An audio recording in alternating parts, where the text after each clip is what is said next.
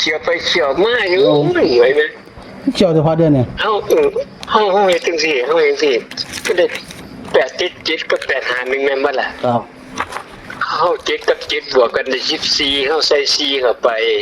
8กับ7บวกกันได้15เฮาใส่5เข้าไปบัดนี้เฮามันใจ8พูดแห้งบัดนี้เฮาบ่มักเก่าโอ้ครับเขียวไปแต้มนึงก็จนได้อีกที่เก่าเขียวแต้มใช่ป่ะ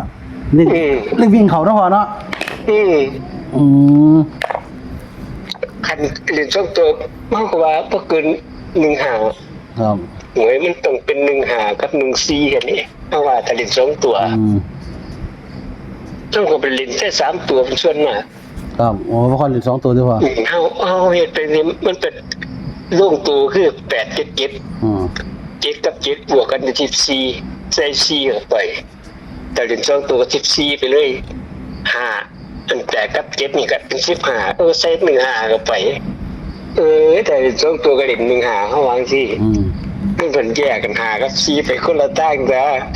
เพิ่นเอา8มาใส่กลางมันเลยเป็น9เนี่ยบัดนี้เสียดายอยู่ครับขาดแก้มเดียวอยู่พ่อซื้อ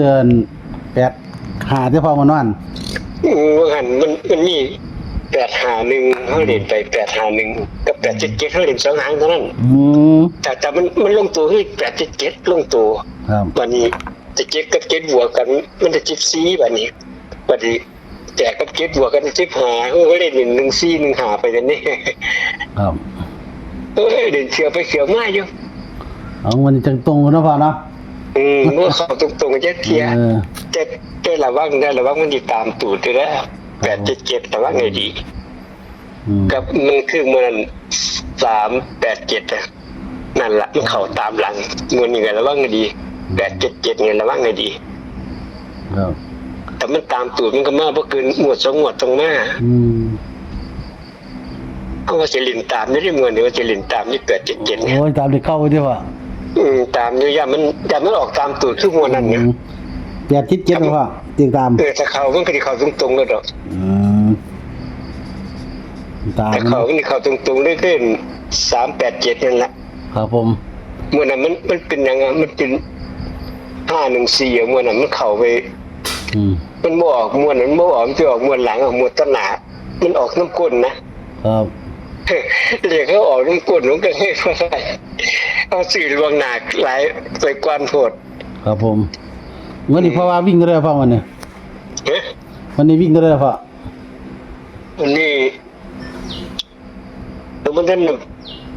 นเบิ่งสูตรมันขึ้นนะได้กินเหล้าได้จำลืมนะจะเปิดเบิ่งกันเลยกันเอาสูตรกันพ่ออันตรายเปิดเบิ่งกันจะเขียนหน่อยมันขึ้นเนี่ยครับ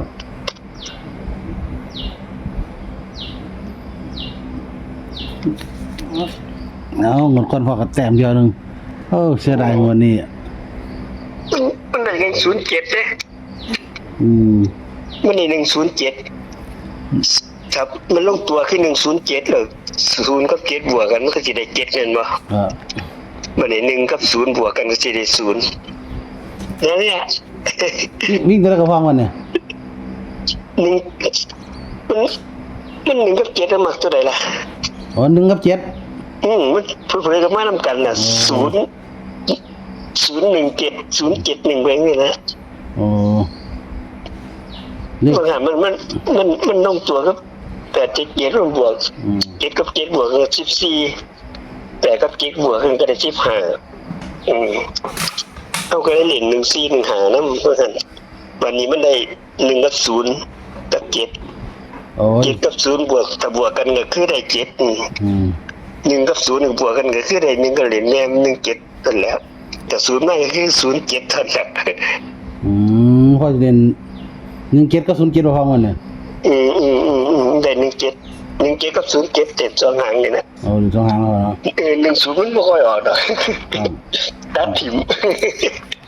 มี3ตัวฟังวันเนี่ยมีเท่านี้แหละแต่จะลืม8 7 7นำข่าวติดตามแล้วพ่อเนาะยายมันออกเ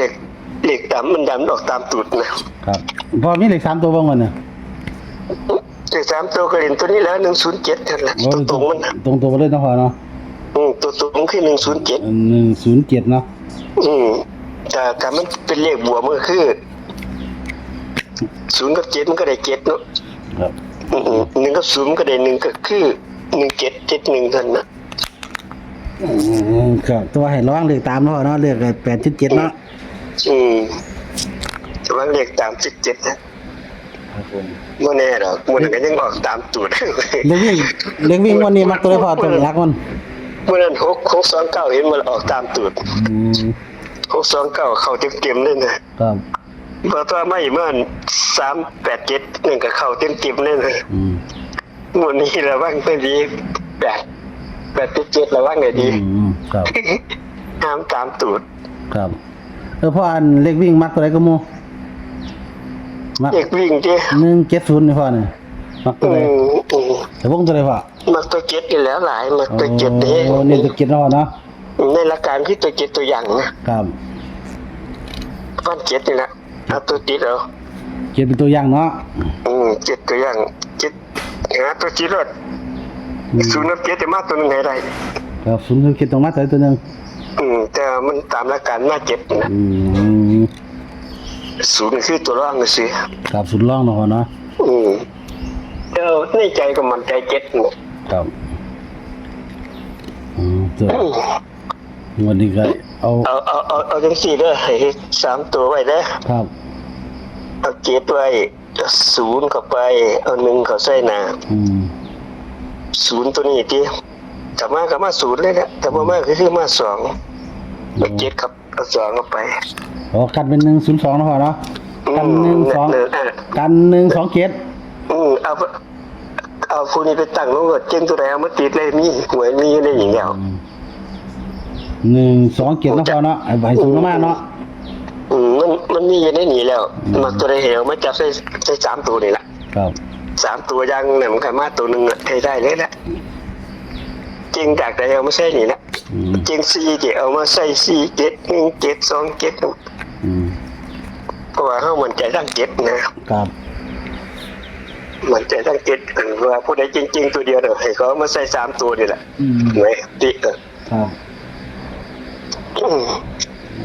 เจอนั่งเบิ่งดูเบื่อไฟนั่งคิดอยู่ค่ะพอสาดจ้ะ คือตัว สัม น้ พ อง อ ไว้ ส ตัว ลับ น้อง ตา ไว้ สังเกตด้วยไฟเบื่อไฟอยู่ตอนนั้นก็โชคดี ครับผมพ่อคุณพ่อครับแสดงว่ามีวิ่ง1กับ7กับ0พ่อเนาะเนี่ยมี07ครับผมจับให้17 07 107ตัวกันคือ127เลขตามเลขออกดูนี่เลขตามพ่อนี่877เนาะพ่อน้องวันนี้เนาะ